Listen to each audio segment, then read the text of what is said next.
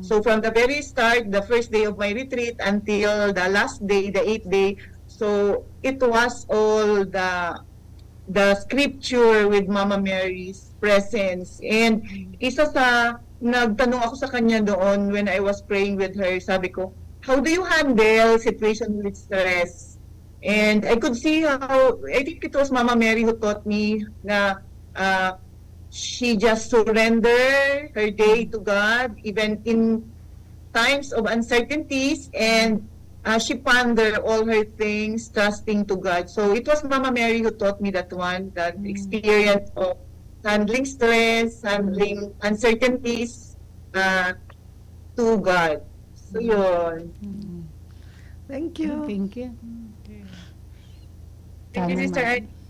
Sa akin naman po, siguro bago po ako pumasok din, isa sa until now, nagpapatunay na nasa pag-aaruga ako ng mahal na ina. Kasi nung nag-exam po ako din sa nung board exam ko, parang bago ako bumiyahe papunta dito ng Albay, dumaan talaga ako sa kanya sa Basilica. I asked her guidance na, Mama Mary, mag-exam ako, samahan mo ko.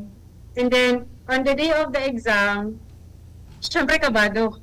Kabado ako. It's parang takot kang bumagsak, takot may mga gusto mo pumasa. Pero with all those thoughts, nag-pray lang talaga ako. I closed my eyes and I asked Mama Mary, parang, Mama Mary, put me under the mantle of your protection. And that image of being under her care, calm me down. Alam mo, kasi kumalma ako na hindi ko alam po saan galing yung kakalmahan na yon. Na usually pag nag-exam na ganun kalaking board exam, parang I anticipate na grabe yung kaba, grabe anxiety. Pero during that time, wala talaga. Thank you kasi yung disposition ko that time, parang ordinary exam na parang ginagawa lang sa classroom. And i-attribute ko yun kay Mama Mary na to the rescue kapag ang anak ay tumawag. Tapos, yung pangalawa ko siguro yung bago pa ako pumasok bago pa kasi ako pumasok, siyempre yung parents ko hindi po sila okay sa decision na yon. Hindi pa nila maintindihan bakit para sa kanila iiwan sila, kala nila mawawalan sila ng anak.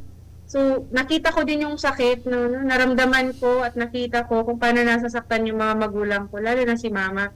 So sabi ko, I don't know, I think it was the Holy Spirit talaga who led me to look at Mama Mary. Tapos, habang tinitingnan ko siya, bigla akong naidasal. Mama Mary, of all the people, ikaw yung makakaintindi sa pinagdadaanan ni na Mama at ni Papa. Kasi ikaw yung unang-unang nag-let go kay Jesus sa mga moments na pwede naman sana kayong dalawa magkasama habang tumatanda, mag-isa ka na lang, wala na si Saint Joseph, tapos sana kayong dalawa na lang magkasama. And siguro meron ka ding mga hopes and dreams para kay Jesus, pero you let go and knowing na pwedeng may masamang mangyari sa kanya, pero you let go kasi alam mo na may plano ang Diyos para sa anak mo. And as of this moment, Mama Mary, ikaw yung nakakaalam ng pinagdadaanan ng mama ko at ng papa ko. So I said, ikaw na pong bahala sa kanila. Parang, nung unang dasal ko noon is mawala yung sakit na pinagdadaanan ni Mama and Papa. Pero after that prayer, I requested Mama Mary to just be there with them, nasamahan sila, and hopefully katulad ni Mama Mary, katulad niya, matanggap din ni Mama and Papa yung desisyon, hindi dahil ginusto ko, kung hindi dahil maging bukas sila sa plano ng Diyos para sa akin at para sa pamilya. So, and pangatlo ngayon po, na nasa loob na ako, hindi naman naputol doon yung relasyon namin ni Mama Mary. Until now, I entrust my family to her. And ako din po, kapag may mga moments ako na alanganin pa din, and kahit sa joyful moments po, I would always say 1 or 3 Hail Marys to recognize that Mama Mary is with me, praying with me, to the Holy Spirit, to God. Yun po. Yung kalma na naidulot sa kanyang pagdarasal as relasyon kay Mama Mary ay naging 10th placer ka, Jelly. Lagi ako namamali. 10th placer ka ba sa LET? O 7? 10, no? 10 po. 10. Lagi kong ginagawang 7 o 10 na ngayon. Top 10 po siya sa LET. Yun po ang nadadalang. Yung Mama Mary mo, mahilig din ako sa ganun. Kahit pag may exam, may oral exam, ganun. So, padasal naman kahit isang Hail Mary lang. Grabe si Mama Mary. Kaya gusto ko rin i-connect kasi Oo. yung role din ni Mama Mary regarding sa board exam. Oo. Our batchmate, everyday talaga we pray, and talaga yung amazing kasi 100% all of us pass the board exam. We are 20 plus in our batch, and four of us are top-notcher Yes. in Top-notcher 1986 pala ito. because of the praying. We really pray every day with the rosary when we are having review. Talaga yun yung aming strength, yun yung aming So kaya ganun talaga magtulong si Mama Mary. So yun, kaya talaga sa mga estudyante, just cling to Mama Mary. Oo. Makisigit din ako. Kasi ako din, nung board exam, ganun din. Malapit yung Carmelite na church sa QC din QC ba yun? Basta sa Manila.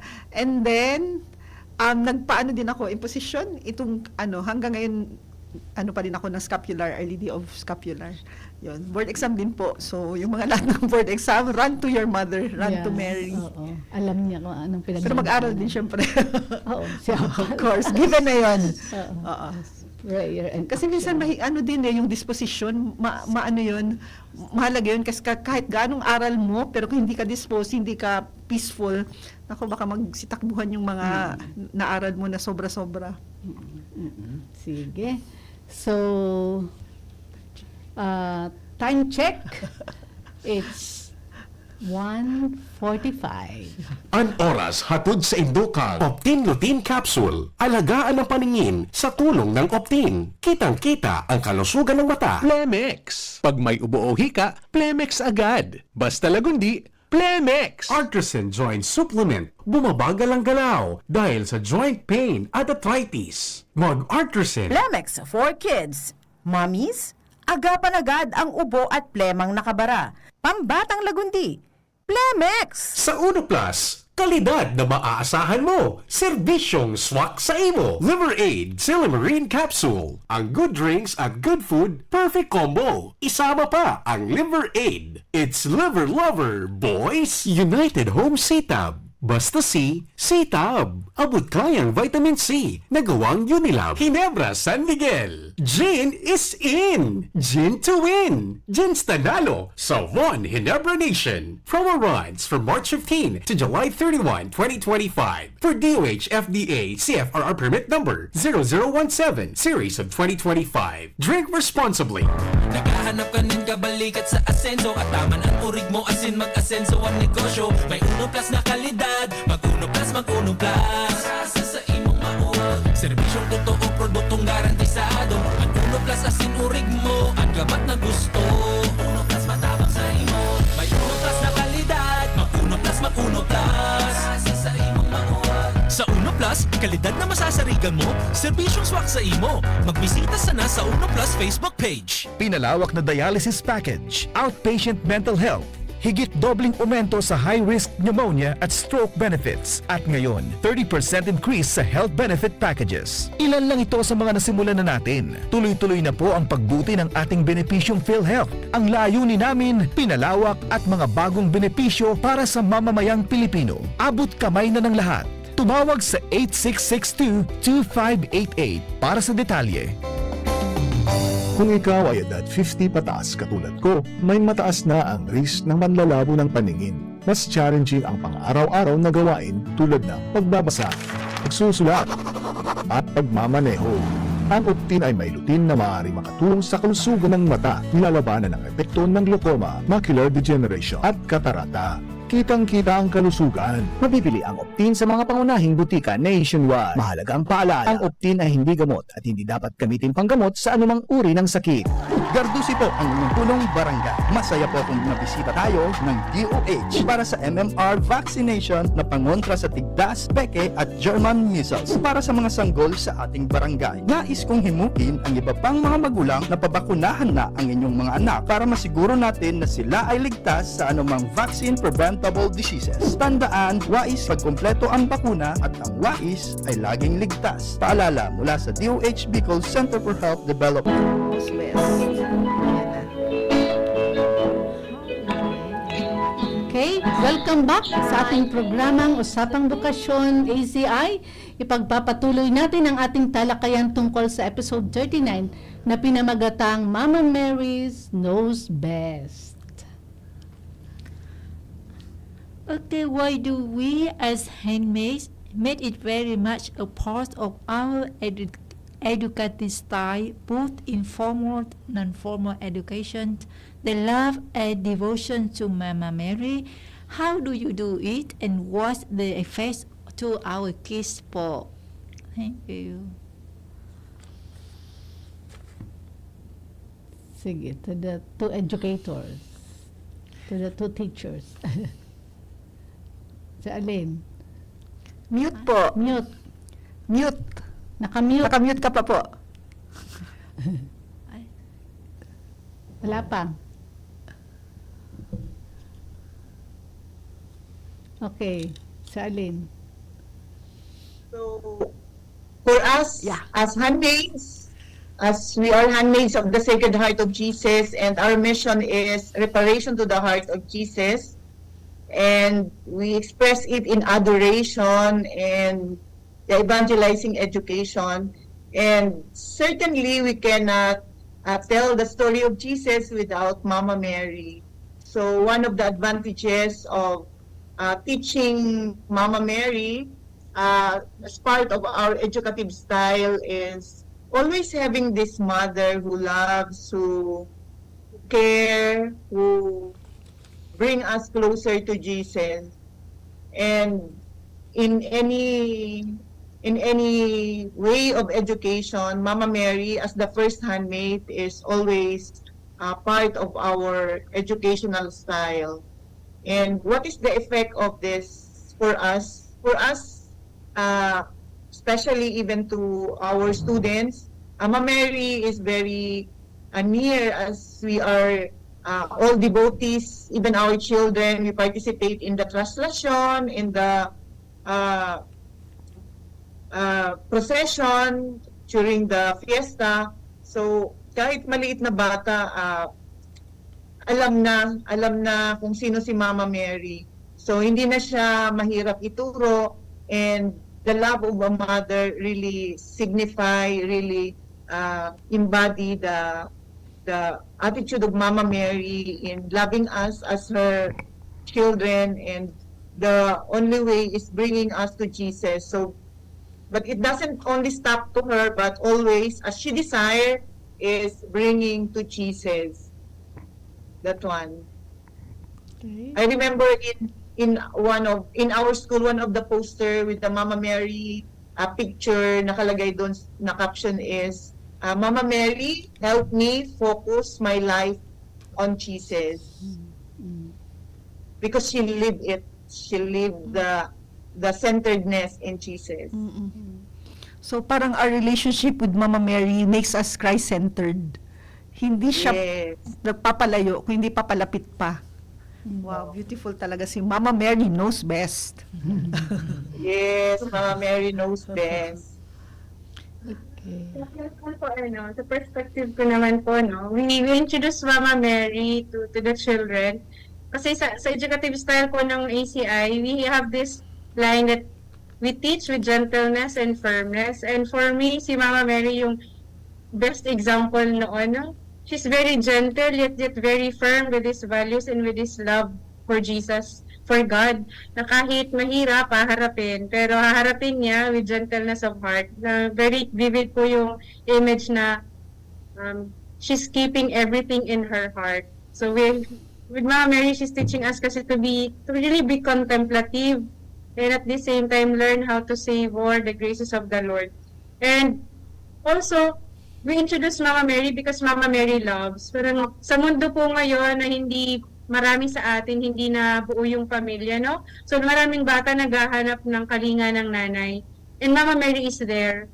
And siya yung best na kahit wala silang magulang nakakasama. Katulad ng experience ni Sister Aline, no? Kung malaman lang ng mga tao na wala ka mang nanay, marami ka mang hinahanap tungkol sa nanay mo, or sa mga tao sa paligid mo, we have a mother who is always with you and who is actually willing to love you, to care for you and to lead you to Jesus. So yun, yun yung desire na sana makilala nila si Mama Mary para maramdaman din nila yung pagmamahal ng nanay. No? And number 2 po, tas yung katulad ng sinabi ni Sister Aline, because Mama Mary leads us to Jesus. Imposible, I forgot kung sino po yung saint na nagsabing, imposibleng mahalin mo si Mama Mary na hindi mo minamahal si Jesus. At imposible din na mahal mo si Jesus na hindi mo mahalin si Mama Mary. So, every time that we introduce Mama Mary to the children, to the students, to our, even sa mga retreat na ginagawa natin, we introduce that it is possible to love God, and it's possible to recognize that you are a simple, very humble person, that you can give everything to God.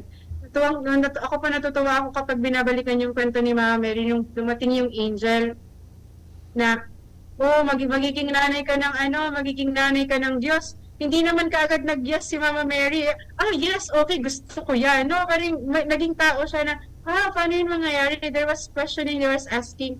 So, yun din sana yung natin sa mga tao, sa mga bata kung nakakasalubungan natin na it's okay to recognize na hindi talaga natin kaya, but by the grace of God, we can do more for the Lord. So, yun po.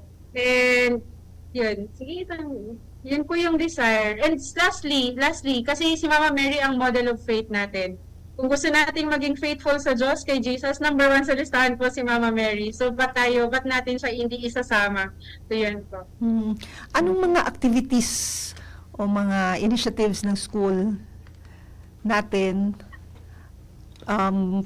to promote this devotion and love for the Blessed Mother?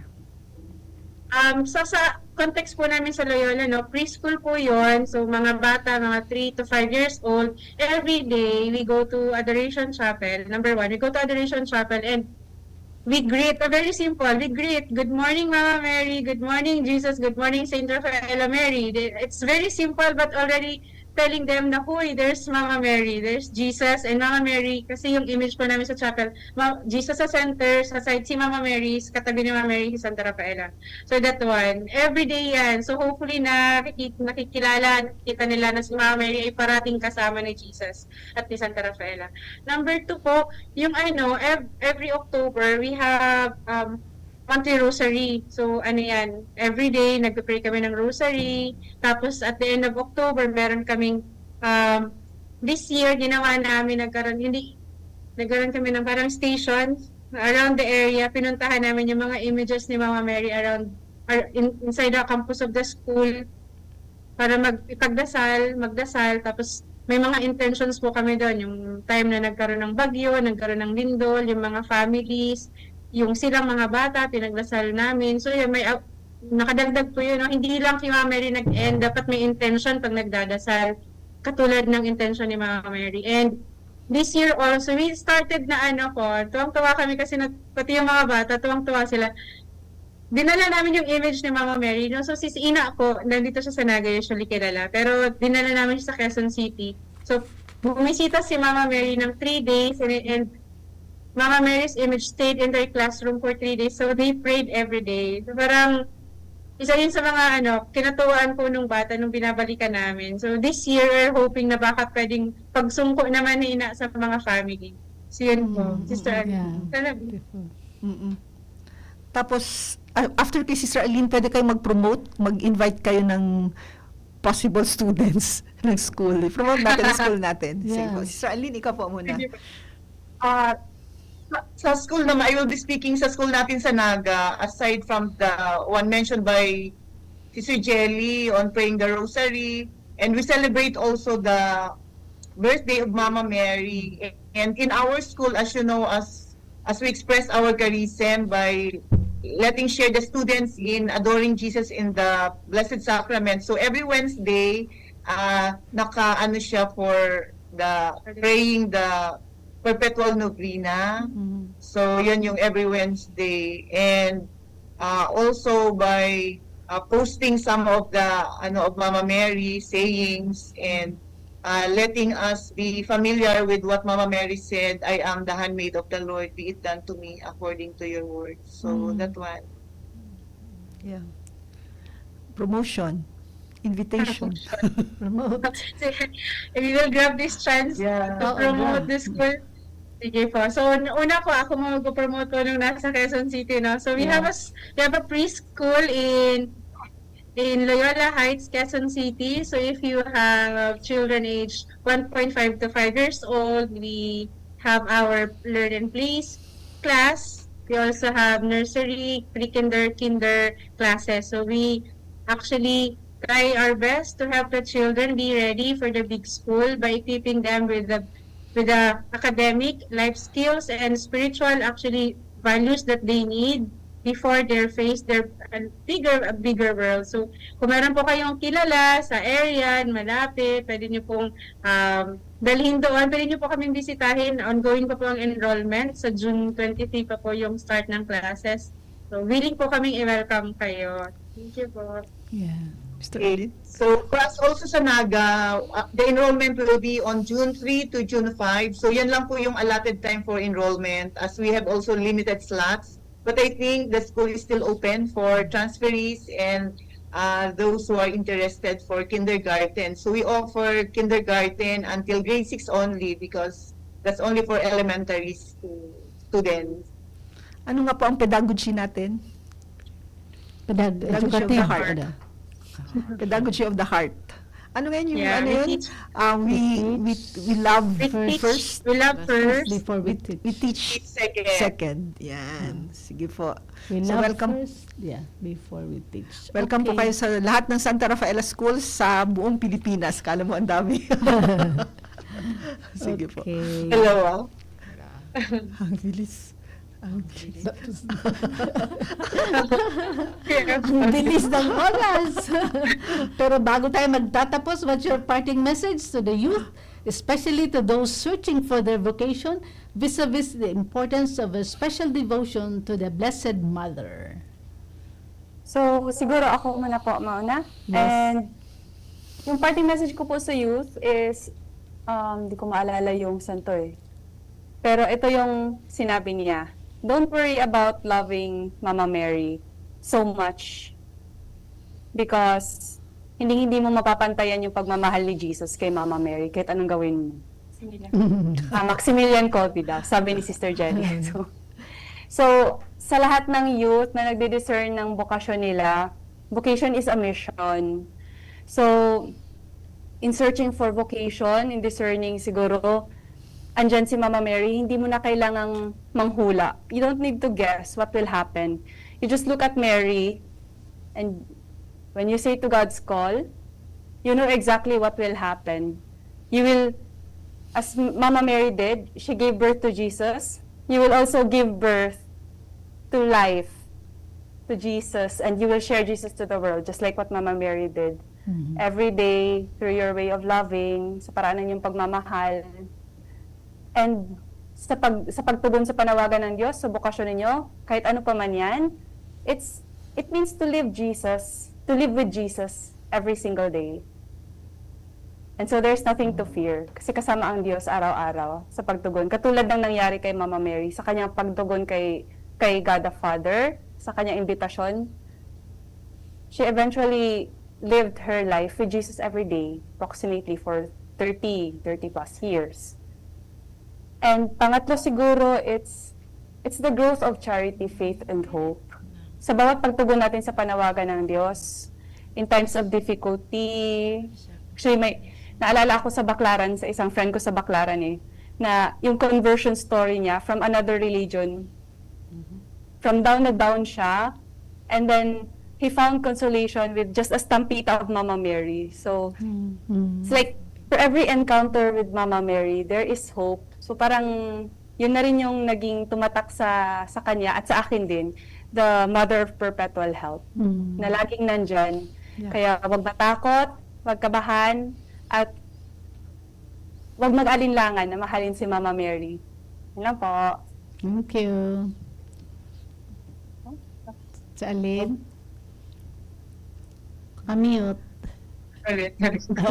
Okay, for our parting words for those young people, young men and women who are feeling this invitation from the Lord. I would just want to share one of the secrets that I learned from consecrated persons, even priests who said yes to Jesus and remain, because it's difficult to remain. One of the secrets is having this devotion to Mama Mary. Many priests and sisters, I heard that one of the secrets of staying and remaining is devotion to Mama Mary. As religious life is not that easy also, and there are ups and downs, but always a mother who is journeying with us, bringing us closer to Jesus, somehow help us stay and help us stay in love. So, yun, si Mama Mary din, ako pag umuwi ako sa Bicol, when I am assigned anywhere, I would make sure na I would pass by Peña Francia Shrine and touch and kiss Mama Mary and say, I am here. And whenever I would go back to my mission place, I would pass by there and say bye-bye and entrust my family and everything that keeps me also assured of her prayers. So I will be praying also for those who are experiencing this invitation of responding to consecrated life, even priesthood, na wag matakot. And you can journey with Mama Mary by asking, clarifying things of God's plan for you. As with her, she also experienced this uncertainty. She also asked question, paano ba to? Pero with the grace of God, with the Holy Spirit, Mama Mary said, I am the handmaid of the Lord. Be it done to me according to His word. So for that, I will be praying for you, and I thank you, Sister Net, Sister Jessie, and Sister Martha for inviting us and sharing us in this beautiful program. Thank Hanggang you. sa muli. Jelly, last question. Thank you, Sister Arlene. Ako naman po, para sa lahat ng kabataan, kahit yung hindi po naghahanap ng bukasyon, no? Actually, lalo na sa mga hindi naghahanap ng kanilang direksyon, bukasyon sa buhay, siguro ang panawagan ko ay magkaroon ng pakialam kung saan tutungo ang buhay mo, na wag lang mabuhay na kung saan kadali ng agos. Parang, to be like Mama Mary, to pause and maybe ask, Lord, where are you leading me? And I think that question would really help us, help you to find your purpose in life, to find the will of God and the desire of God for your life. Yun, magkaroon ng pakialam. And pangalawa, wag matakot na tumugon kapag narinig na. Sa umpisa nakakatakot, and we recognize that one. Pero be brave enough na lumapit sa mga katulad ni Mama Mary na sinubukang gawin kung ano yung kagustuhan ng Diyos kahit mahirap, kahit hindi masyado kaagad maintindihan. So, say yes even if it's difficult.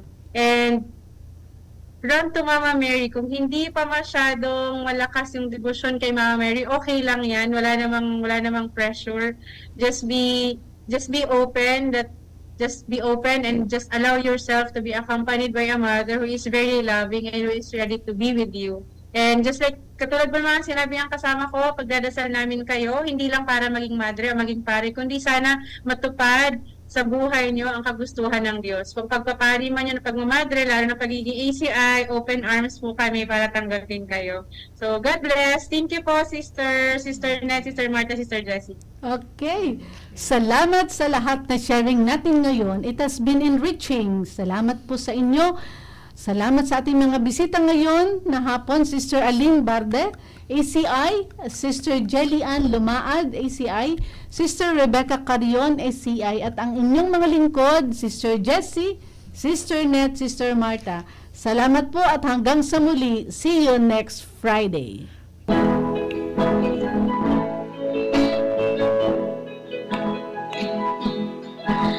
Trying to be a blessing to our